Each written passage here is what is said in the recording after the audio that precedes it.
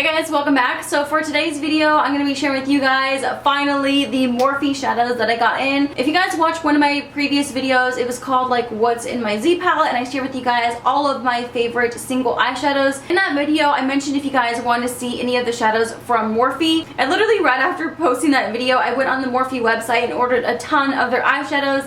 And luckily, because I had a lot of you asking for me to try them out and let you guys know how they are, so I'm here to share with you guys the ones I got, all the swatches of all the single eyeshadows to give you guys a better idea, because I know they're really hard to tell what the shadow actually looks like on the website. I feel like they are pretty different than what they look like online than what they actually do in real life. So when I placed my order, I actually got one of the Morphe palettes. I believe these are new. I could be wrong though, but they're basically like Morphe's version of the Z palette. And when I saw these, I was like, give me one of those. You guys know, ever since I purchased this one, I've ordered a couple more. And this is actually the large one, which runs for $20 from Z Palette.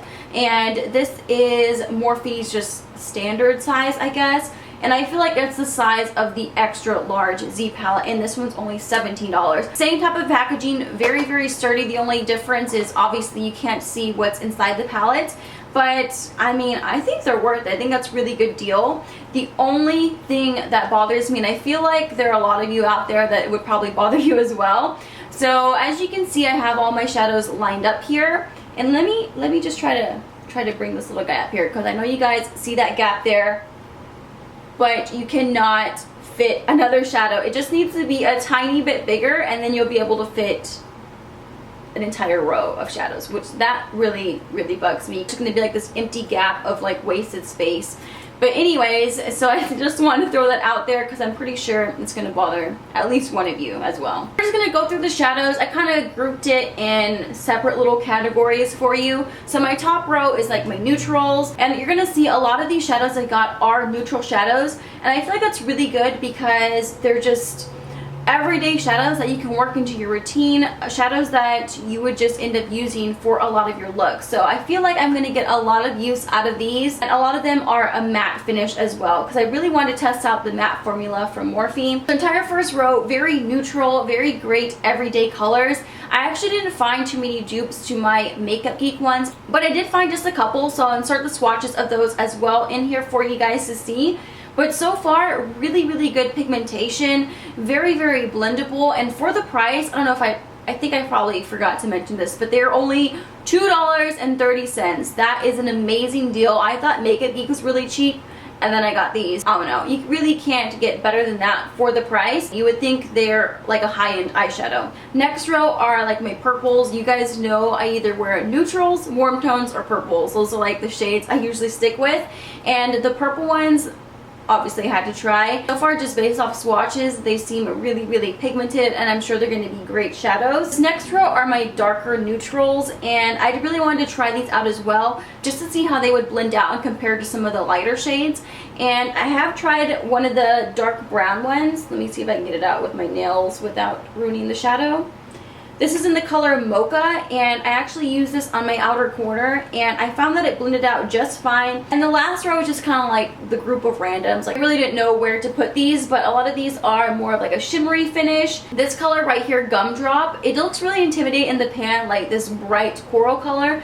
But actually with the big fluffy brush just blown out in the crease, just adds a really nice kind of pinky warm effect in your crease. So I actually really like using that with my neutral shadows. So far, you guys, I have to say these are amazing. I still love my Makeup Geek. I think those will always be my #1 favorite eyeshadows, especially if you're trying to build up your collection. And I know even $6 is pretty affordable, but like I mentioned before, you know, when you're trying to buy a few, it quickly adds up, even at $6 a shadow. So with this, I feel like you can really load up on these eyeshadows. There were a lot more single eyeshadows that I wanted to purchase, but a while back, if you guys remember, Morphe came out with their Jaclyn Hill favorites. Unfortunately, it is no longer available, but you can still order these as individuals. If I can get this open. There we go. So a lot of the shades that I wanted to purchase individually were already in this palette. I actually technically already have a lot of the Morphe singles. They're just in this palette. So I actually did swatch these for you as well, just so you guys have a chance to see more of the Morphe singles. So I'll have that at the end of the video. I'll have them named for you. That way, if you guys see any of the shades that you want to purchase separately, you can. So yeah, I thought that was pretty cool. Like, even though for those of you who weren't able to get your hands on it, you can still purchase them individually and kind of create your own favorites palette. So that's it for the eyeshadows. I just wanted to share with you guys because I ordered a couple more things off the Morphe website. And this is actually the 9C palette, and I have been actually eyeing this for a while now. I decided just to finally pick it up. It's actually pretty inexpensive, but it's their highlight and contour palette. And when you just look at this, it just has it just has such nice shades, like really great under eye brightening shades and really cool tone contouring shades, which I'm not gonna lie is kind of intimidating because I feel like the camera always washes me out, but I definitely have more of a yellow warm undertone. So sometimes these really cool tone contour shades can look really patchy and just kind of muddy on my skin. So I'm really kind of iffy about these really cool tone colors, but I'm definitely willing to give them a shot and see how they work out. There are a couple shades in here that I think would really work for my skin tone, like these over here. I would definitely use it in another video and keep you guys updated how it's working out for me. And I ordered just a couple more brushes. I've actually used a couple of them already, the face ones. So this one is the M405, and I believe this was called a contour brush or an angled blush brush, something like that. But when I picked this up, I immediately thought of using it for contouring. And when I got it, it looks just, I don't know, it's a lot smaller than what I thought it was going to be and what I'm used to in an angled brush. So it's pretty dense, and I just feel like this really isn't good for getting a really buffed out soft contour. This kind of gives you more harsh lines, so it gives you a really intense contour is what I find. So yeah, keep that in mind. If you are looking for something to give you a really intense contour, this is a really good brush for that. And I also picked up the Morphe G23, which is their fan brush. I actually really wanted the M310, but that has been talked about so much, especially recently here on YouTube, and of course it's sold out. And I really wanted a fan brush, so I ordered the one from the Gunmetal collection.